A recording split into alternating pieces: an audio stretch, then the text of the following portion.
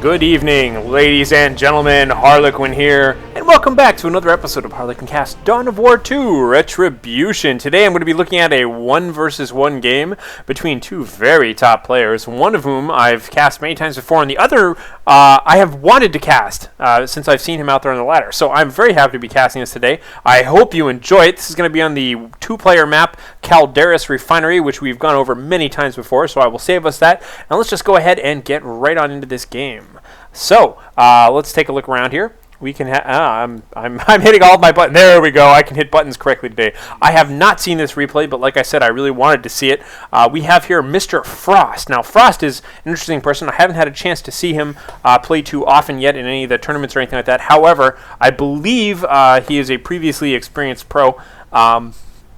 Arcane Frost, I believe, but again, I'm kind of new to the scene myself anyways. However, his current scores kind of speaks for itself. He's easily in like the 2,000 skill rating range. He's ranked number 2 on the 1 versus 1 leaderboard right now. His opponent today is going to be Mr. Texaneous, playing as the Orcs, playing as the Kommando Nob. And you can see he's already gone ahead and got 2 Shooter Boy squads out back-to-back, who are now kind of moving around capping stuff. He's capping a victory point here and a victory point more towards the middle, whereas the Warp Spider Exarch just kind of sneaking his way around the left-hand side of the map here. The Warp Spider Exarch, of course, excels on this map just because of his ability to be able to blink up this gap here and cap these victory points that are otherwise fairly well defended. So Frost, as you can see, it does have a Howling Banshee squad moving on the right-hand side of the map. And let's see here where that Warp Spider Exarch is. Here he is, kind of back-capping some of these points right now.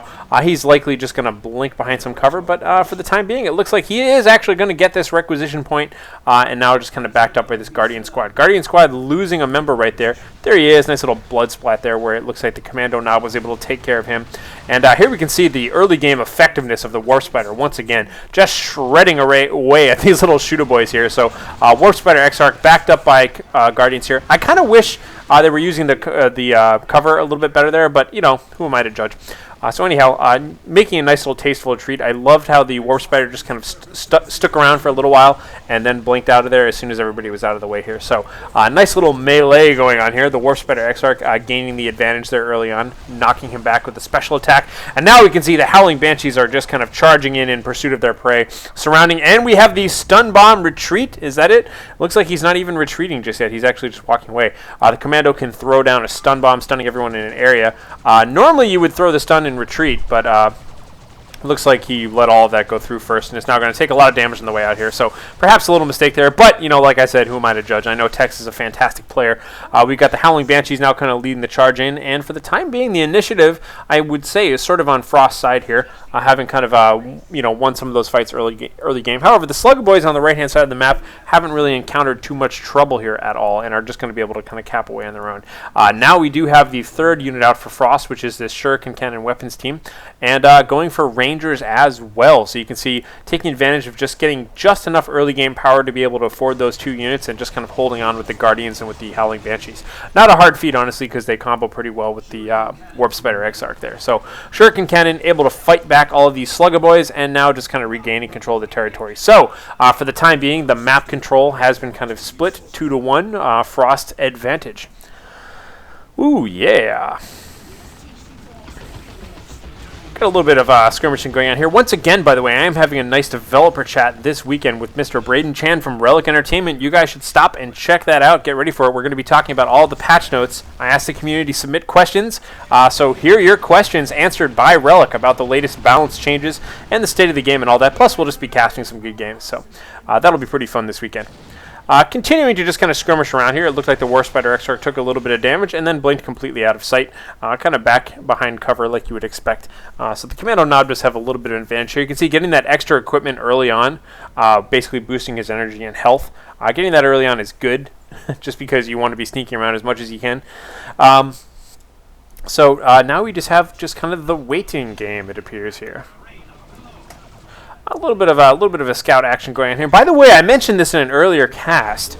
I heard some talk about the game of the century on someone's live stream, and I did not catch who it was, and it sounded like an amazing game, and I really want to cast it. So if you know who it was who is casting the game of the century, I want that replay. I want to cast it. It sounds awesome. So please, if you know what that is, drop me a line at HarlequinCasts@gmail.com, because I definitely want to cast the game of the century for Dawn of War 2 here. It sounded really good. Anyhow, we got the Warp Spider Exarch here taking quite a bit of damage from these double shooters, but just in time the Howling Banshees do show up.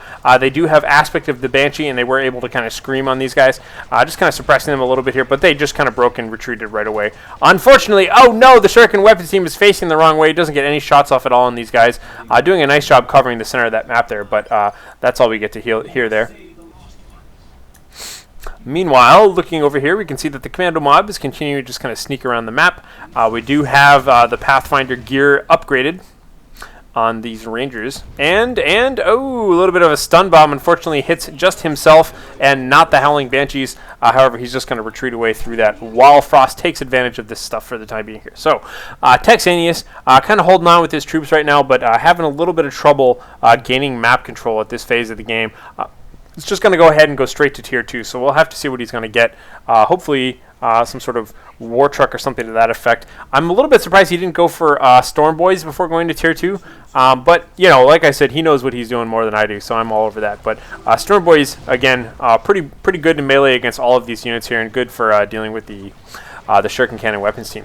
Anyhow, let's see what's going on here. We do have the Guardian squad right now putting a little bit of pressure on this generator farm. You can see they're kind of at max range here, just picking away that single generator. Definitely going to be able to take that out if nobody deals with it just yet. The Slugger Boy is here right now, basically being camouflaged here by the Kommando Nob's global ability.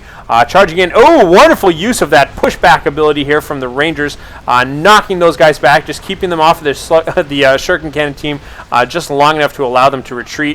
That's looking pretty good there. Oh, the Slugger Boys, however, now getting a little bit shredded up here. Warp Spider Exarch does have the improved targeters. Oh, and a beautiful, beautiful plasma grenade coming from behind by the flanking Guardian squad. Now all of these poor little orc units here are busy being sniped and shredded by the Warp Spider Exarch. The Kommando Nob is definitely in charge here.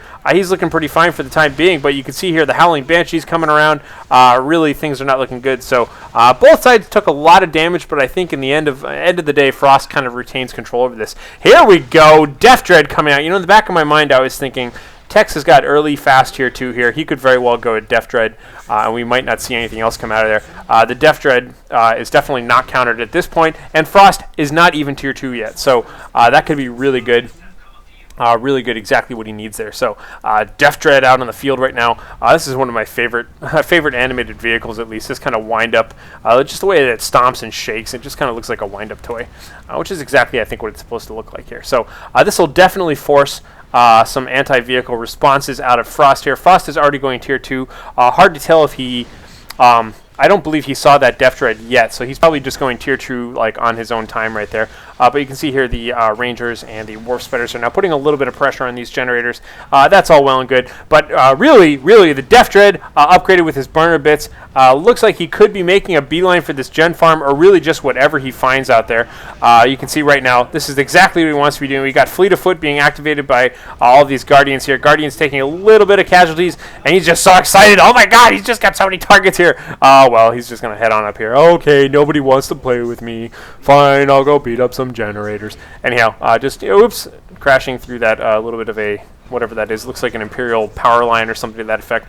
So the Death Dread with the burner bits upgrade does more damage to generators than I think anything else. No, I totally make that up. I base that on nothing, but it certainly seems that way. Definitely up there with the Bane Wolf. So here on the other side, in perfectly symmetrical violence here, we can see that Texaneous' own power generators are in turn being chopped apart here by Frost right now. This Death Dread here is going to have no problem just wrecking all of this stuff for the time being. You can see, whoops, there that goes, completely dead there, and Tex is just kind of capping around stuff around the rest of the map here right now. So Guardians moving out. We do have a War Truck that finally did come out, and we do have a Bright Lance weapons team going out as well here. So Bright Lance is obviously pretty good against the Death Dread. I mean, if you can get it set up, the problem with the Death Dread and the War Truck are that they are both extremely mobile, and they're just going to have trouble setting up. We'll have to see how the positioning works in this. They really do need some support. Oh god, he's raging right now. The Death Dread is raging. He's so angry at these Bright Lance teams. Oh, knocking them back. I kind of think he's overstaying his welcome here, but perhaps he's just going to go for it, man. The Brightlands team is setting up, but no, they're continually moving around. Oh, God, he's just going to chop and hack and slide. Oh, taking out another model right there. These guys are probably just going to continually reinforce, though. You can see the Brightlands is now hopefully going to flip around, hopefully going to set up there. He is definitely taking out base defenses right now, although he is forcing melee and not using his burners, which I think is a bit of a mistake. Perhaps he is focused more towards the center. Yes, he is. The war truck is kind of driving away, trying not to get caught by too many of these Eldar units here towards the center. You can see now that he's focusing back in, he felt the burn of that Brightlands team a little bit and is instead heading back towards them with his burn-a-bits. What are you doing? Oh, this Death Dread I think is being a little bit crazy here. He's definitely doing a lot of damage to this Brightlands team. Brightlands team, unfortunately, sets up facing 100% the wrong way. Oh, taking serious casualties here. Really serious casualties here. Oh, completely kills the Brightlands team. Oh, man, that's too bad. That is definitely too bad here. And now we see this Death Dread is just kind of rampage on out here. He's just like, ah, they hurt me. I'm going. He doesn't like the way that they play. These Howling Banshees here certainly are going to be doing some pretty good damage there. But Death Dread, where are you going, Death Dread? Oh, good. He's engaging them all in melee right now so that all of the Shooter Boys here can just kind of focus them away like mad here. I think that Death Dread is definitely going down. However, the Shooter Boys will have inflicted their casualties. And oh, it looks like he just barely keeps the Death Dread alive. Oh, a nice-looking Sync Buzzsaw kill there as well, discarding that poor little gentleman. And I think that Death Dread's going to get on out of there.